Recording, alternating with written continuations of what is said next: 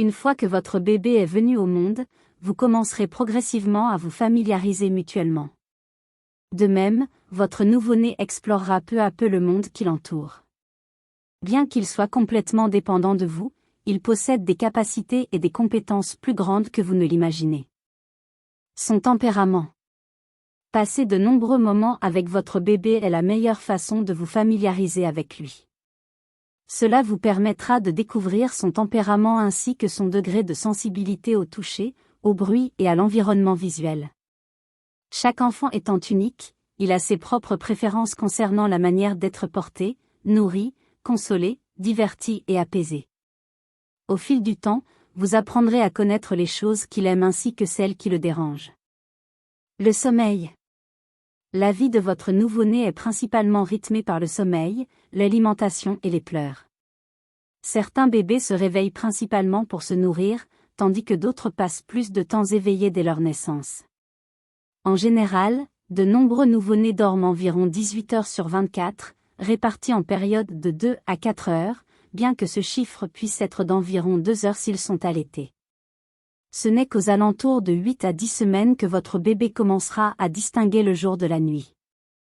À ce stade, il devrait réduire les tétées nocturnes et augmenter celles pendant la journée.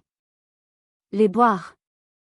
Il est conseillé de nourrir votre bébé selon ses besoins, c'est-à-dire lorsque vous remarquez des signes de faim.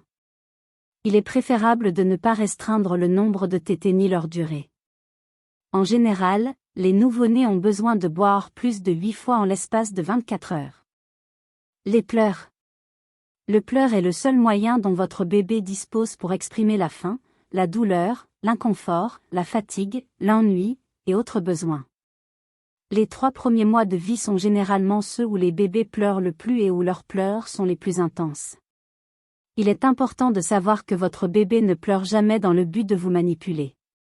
Réconforter votre bébé chaque fois qu'il pleure ne risque en aucun cas de le gâter. En répondant rapidement et calmement à ses pleurs, vous lui montrez votre amour et il se sent en sécurité, favorisant ainsi le développement du lien d'attachement.